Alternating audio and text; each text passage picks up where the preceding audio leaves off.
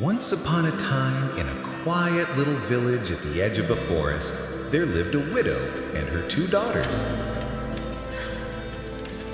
The elder Clarice was the very image of her mother, sharp-tongued, proud, and vain. The younger Maryanne was gentle, patient, and kind-hearted, just like her late father. Their cottage was humble, with ivy creeping up the stone walls, and a small garden of herbs and wildflowers that Maryanne tended daily. Though poor in possessions, it was often rich in the scent of rosemary and thyme. And when the sun set over the hills, the whole place glowed gold. But despite the simple beauty of their life, the house was full of discord. The widow loved her elder daughter dearly, too dearly, and could see no fault in her. Clarice was indulged in every way, praised for every word, excused for every cruelty. She dressed in ribbons and lace even when there was barely enough bread on the table. Maryanne, by contrast, wore plain dresses mended at the hem and sleeves. She did all the work, fetching water from the distant well, washing clothes, cooking, cleaning, and tending the fire in winter. Her mother's voice was sharp whenever she spoke to her. Stop daydreaming, Maryanne. You will never be anything but a servant if you keep your head in the clouds. But Maryanne did not answer back. She had learned long ago that kindness was the only honor she could afford.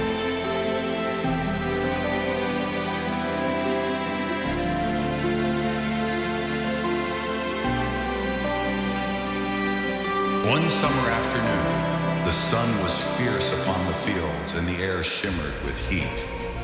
The widow realized there was no water left in the house.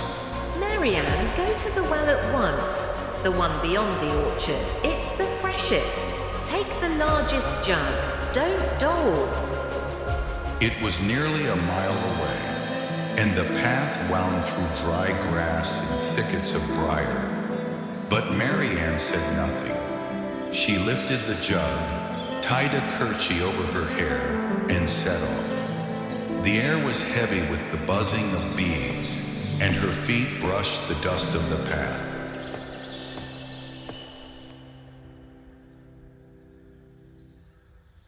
By the time she reached the old stone well, her arms were trembling with fatigue. She lowered the bucket, filled her jug carefully, and sat on the edge to rest a moment. It was then she heard a faint, "My dear child, might I trouble you for a drink of water?"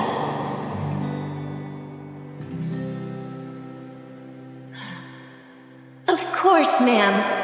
You must be very much parched in this heat." Maryanne set down her jug at once. She dipped her jug again, rinsed it clean, and drew fresh water from the well. Holding it carefully, she offered it to the old woman, who drank with slow, grateful sips. "You are too kind, my dear. Not many would serve a stranger so sweetly." "It's nothing, ma'am. You looked thirsty, and I was here." "It is not nothing, child. Few hearts are so pure that they do good without thought of reward."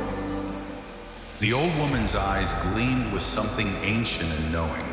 She straightened slowly, and in an instant, her form shimmered and changed. She was no longer a beggar, but a fairy, glowing faintly as moonlight. "Oh, forgive me. I did not know." "You have done no wrong, child. You have shown a pure heart. From this day forth, every word you speak shall be a gift to the world. Flowers and jewels shall fall from your lips, the mirror of your kindness. A gift from my heart? Yes, each time you speak, from your lips shall fall a flower or a jewel, the outward sign of your goodness within. Go now, and speak with care. Before Maryanne could find words to thank her, the fairy had vanished like mist in sunlight. Still trembling, Maryanne lifted her jug and hurried home. When she reached the cottage, her mother and sister were waiting, impatient and cross. At last! Did you fall asleep at the well? Give me that water! Oh, sorry, Mother.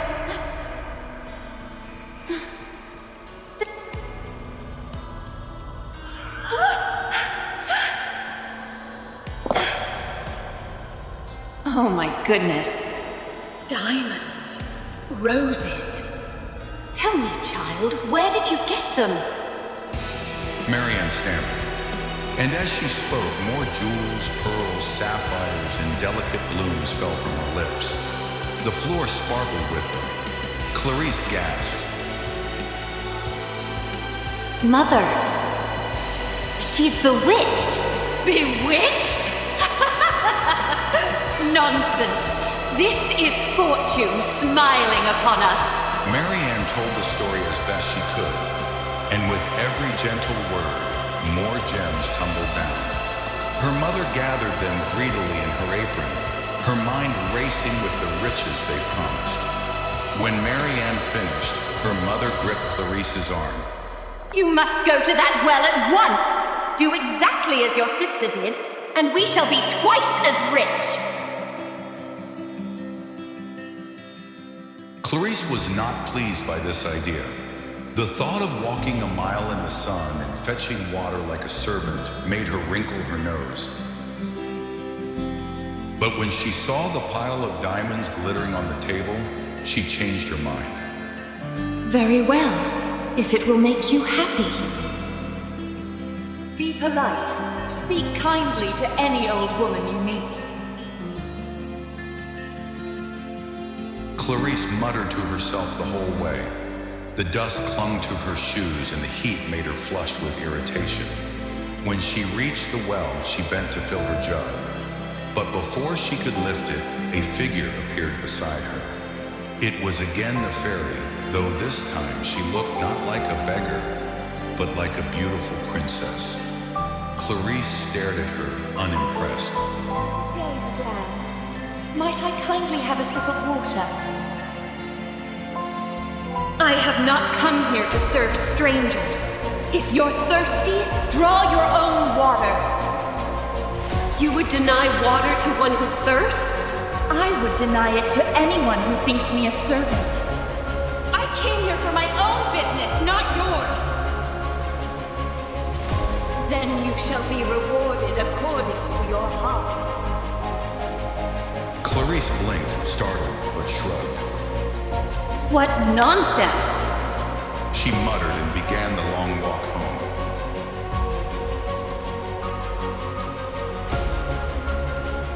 Please, let her have met the lady. Please let her be blessed.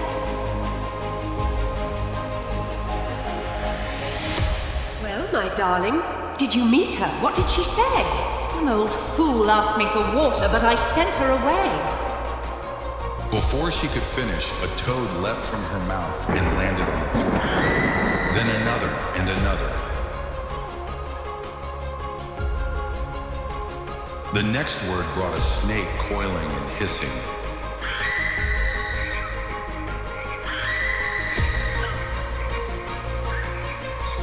What is this? Stop it! Stop it at once! But Clarice could not. Each angry word brought another creature slithering from her lips. The room filled with croaking and hissing until the widow fled into the yard, crying out in despair. Oh my!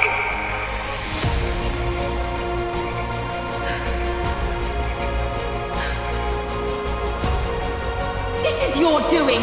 You've cursed your sister! No, Mother, Get out!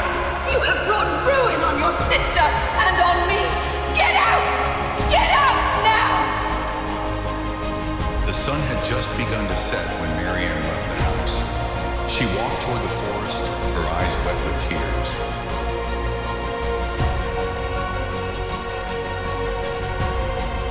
Not far along the road, a carriage approached, a fine one, drawn by white horses and bearing the king's crest upon its door. Inside sat the prince, returning from a hunt. When he saw the girl walking alone, he ordered the driver to stop. Young woman, are you in trouble? No trouble, my lord. Only sorrow. And as she spoke, pearls and lies fell from her mouth. Miracle is this? Down from the carriage and spoke with her. Her voice was soft as bird song, and with every word she uttered, beauty itself seemed to take form around her. Petals on the breeze, jewels glinting in the light. The prince was utterly enchanted. Come with me. My father must meet the maiden whose words are jewels. Maryanne hesitated, but something in his eyes, honest and gentle, made her trust him. She climbed into the carriage and they rode to the royal palace.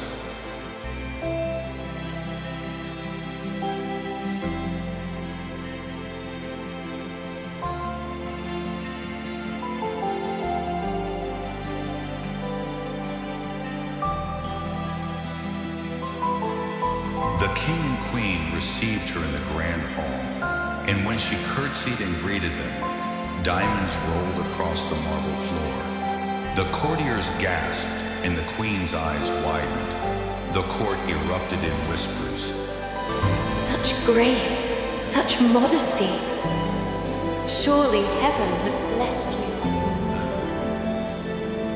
And what reward could be fitting for such virtue? If she will have me, father,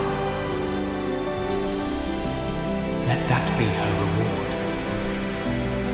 The king studied the girl for a long while, then nodded. So be it. A woman whose words bear flowers will surely make the kingdom bloom. And so Maryanne became the prince's bride. Her wedding gown shimmered like moonlight, and wherever she spoke, blossoms scattered along her path. The people loved her for her kindness, her humility, and her radiant smile. Back in the village, things grew bleak. The widow in her bitterness found no comfort in her riches. The jewels she had gathered seemed dull and worthless now that her kind daughter was gone. What good are riches when joy itself has fled? As for Clarice, no one dared speak to her. The creatures that leapt from her mouth drove people away in fear and disgust. Even her mother at last could not bear it. You brought shame and misery on us both. Leave this house and never return. Mother, please. Why must I suffer so? As for Clarice, no one dared speak to her. The creatures that leapt from her mouth drove people away in fear and disgust. Even her mother at last could not bear it. You brought shame and misery on us both. Leave this house and never return. Mother, please. Why? Why must I suffer so? Clarice fled into the woods, weeping and cursing. My treasures. My beautiful treasures. She lived alone, surrounded by the fading remnants of her stolen jewels, until one cold winter night, she was found dead beside the hearth. Years passed. Under the gentle reign of the prince and his fairy-born bride, the kingdom flourished. The poor were fed, the fields were tended, and the air of kindness seemed to ripple from the palace outward.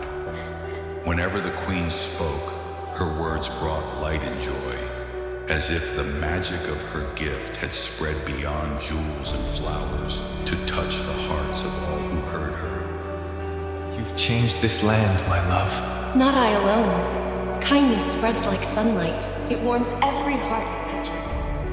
Her children grew up in the same spirit, humble, generous, and wise. And though the fairy who had blessed her was never seen again, the queen often felt her presence in the quiet moments, like a faint perfume of roses on the air. Grace and kindness cost nothing, yet they make the world rich. Beauty fades and wealth crumbles, but a gentle heart